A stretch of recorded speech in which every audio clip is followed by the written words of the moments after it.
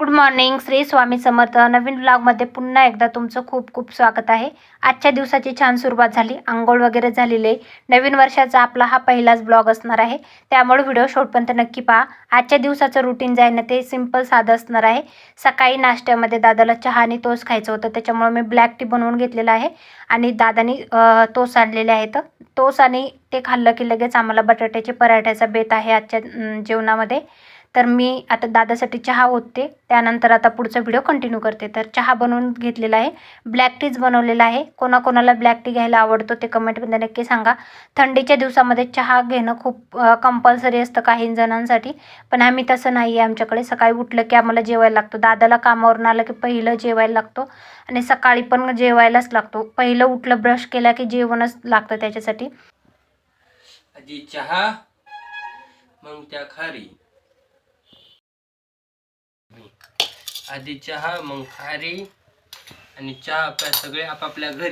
चहा तोच खाल्लं की दादा गेला होता दही आणण्यासाठी. तोपर्यंत मी बटाटे उकडून घेतले. त्यानंतर बटाटे उकडले की लगेच साल काढली आणि फिलिंग बनवून घेतली पराठ्यासाठीची. एकदम सिंपल सोपी अशी.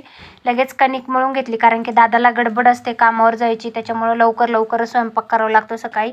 लगेच एक पराठा लाटून घेतला, गरमागरम तव्यावर शेकायला टाकला आणि आलटी करून असा शेकून घेतला. दादाला ना कडक पराठा खायला आवडत नाही, त्याला एकदम सॉफ्ट पराठा आवडतो. आणि माझ्यासाठी ना मी कडक पराठा बनवत असते लास्टला, त्याच्यामुळे मी दादासाठी पहिला पराठा बनवला आणि लगेच दादाला ताटामध्ये टाकला. तर दादानी टोमॅटो केचप आणि दह्यासोबत जो पराठा आहे ना तो एन्जॉय करायला घेतलेला आहे.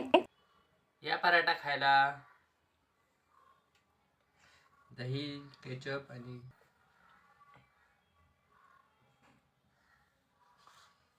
मस्त गरमागरम पराठा जो आहे ना दादाने एन्जॉय केला. दादाला बाहेरचं खाणं आवडत नाही, घरी बनवलेलंच त्याला लागतं. दादा कामावर गेला होता. संध्याकाळच्या जेवणासाठी आपल्याला शेंगदाण्याचा कूट करून घ्यायचा होता. तर म्हटलं आता 2-3 दिवसाचा कूट जो आहे ना तो एकदाच बनवून घ्यावं.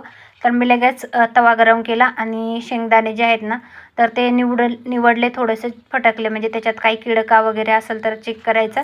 आणि त्यानंतर शेंगदाणे भाजून घेतले. त्याच्यानंतर अशा प्रकारे थोडेसे गरम असताना त्याचे सालं काढून घेतले, म्हणजे सगळेच शेंगदाणे जे आहेत ना ते चुरगळून घेतले. त्यानंतर त्याला ते सालं काढले होते त्याला फटकवून घेतलं आणि लगेच शेंगदाण्याचा कूट करून घेतला. शेंगदाण्याचा कूट करून झाला की लगेच एका बरणीमध्ये भरला, म्हणजे जो शेंगदाण्याची बरणी आहे ना त्यात भरला.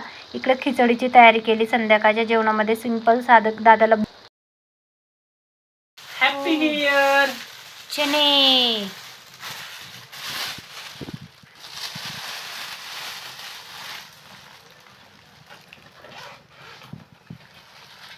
के बाद वाव गरमागरम. चल चल चल.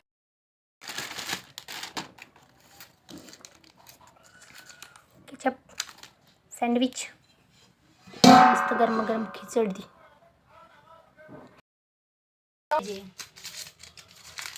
एवढं त्याच्यात काय हे करतो काय, चीज तर टाकलं नाही.